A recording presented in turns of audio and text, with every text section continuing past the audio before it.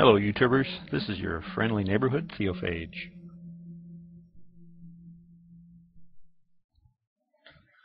John Lennon famously said, "Life is what happens to you while you're busy making other plans."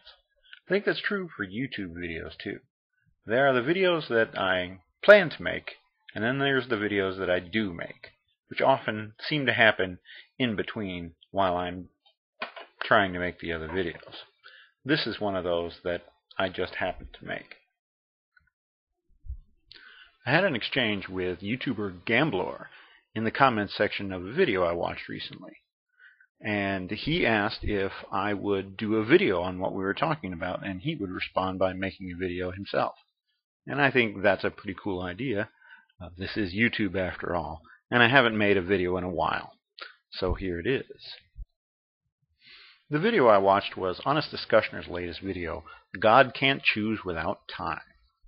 In the video, he was making a point to another YouTuber that even if we accept the idea of a necessarily existent non-contingent entity which created the universe, which began space and time, it doesn't necessarily follow that whatever started it all is an intelligent being.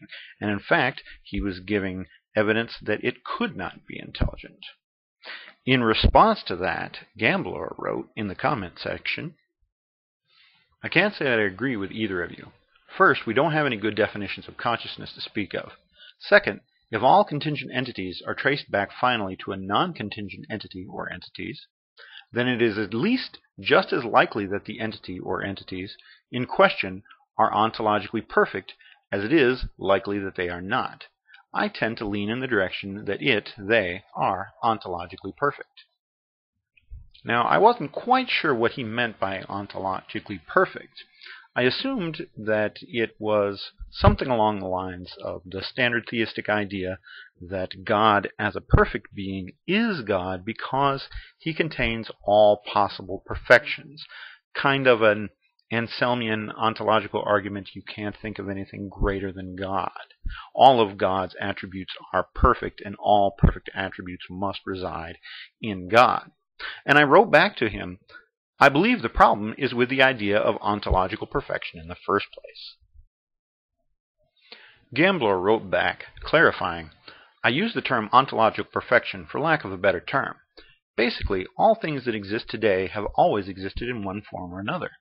Therefore, whatever consciousness really is has also always existed in some form or another in that thing which explains its own existence and is not contingent upon other things to explain its existence. I don't see the problem.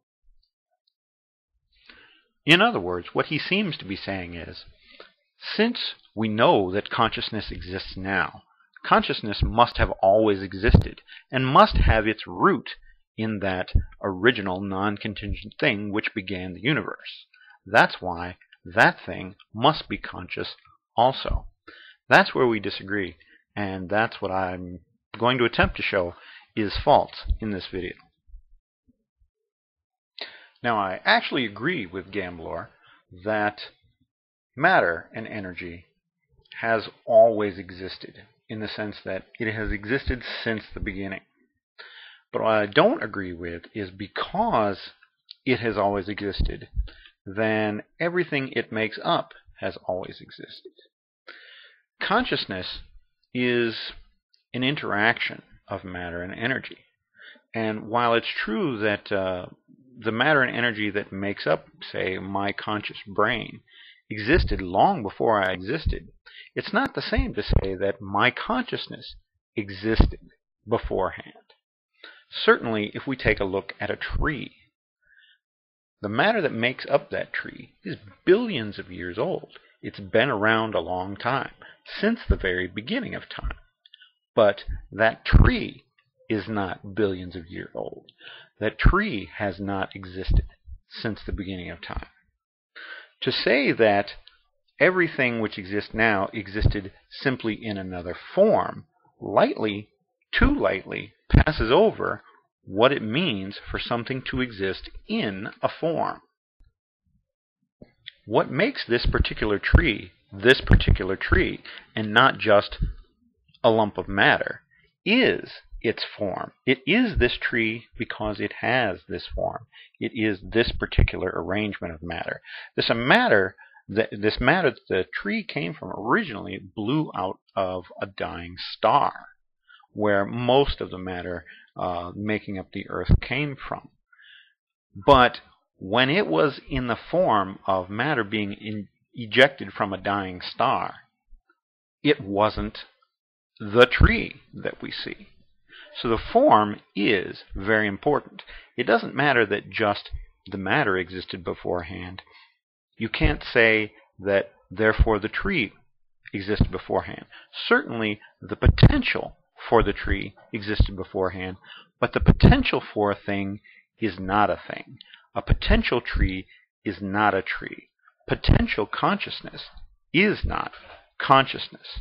So even though what was at the beginning of time, what caused the beginning of space and time, because there is the potential for consciousness within it, it does not follow, therefore, that consciousness itself existed in it.